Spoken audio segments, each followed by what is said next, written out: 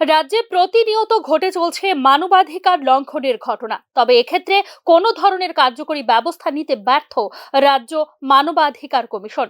কমিশনের বিরুদ্ধে নিষ্ক্রিয় থাকার অভিযোগ তুলে শ্যামলীবাজারস্থিত মানবাধিকার কমিশনের অফিস ঘেরাও করেন সদর শহর জেলা কংগ্রেস, যুব কংগ্রেস ও মহিলা কংগ্রেসের কর্মীরা।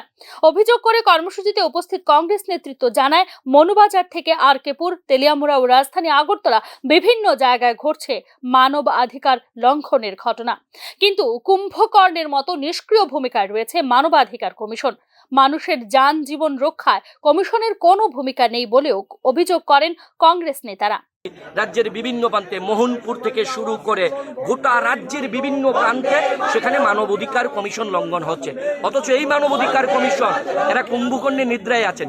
একটি জায়গা তো ভিজিট করেনি, সরজমিনে দেখা করেনি, একটি মামলাও তারা নেয়নি। কোথায় আছে মানবাধিকার কমিশন? কোথায় আছে পুলিশ অ্যাকাউন্টেবিলিটি কমিশন?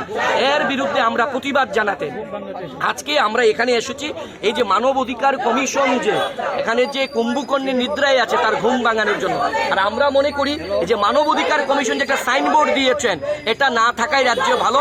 তাই আজ আমরা কি করেছি, এখানে কালো পতাকা দিয়ে মানবাধিকার কমিশনের সাইনবোর্ডটা ঢেকে দিয়েছি। পুলিশের গাফিলতির কারণে আজ তারা ছাড় পেয়ে বেরিয়ে এসে জামিনে ঘুরে বেড়াচ্ছে অপরাধীরা, যে কারণে আজ অপরাধ দিন প্রতিদিন বৃদ্ধি পাচ্ছে এই বিজেপি শাসনে।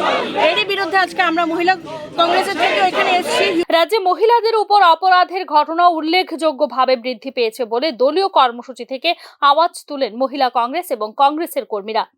এই প্রসঙ্গে রাজ্য সরকারের বিরুদ্ধে সুর চড়ান বিক্ষোভ কর্মসূচিতে উপস্থিত কংগ্রেস দলের নেতাকর্মীরা। কংগ্রেসের বিক্ষোভ কর্মসূচি সামাল দেবার জন্য কমিশনের অফিসের সামনে মোতায়েন ছিল পর্যাপ্ত police. Bureau report, news now.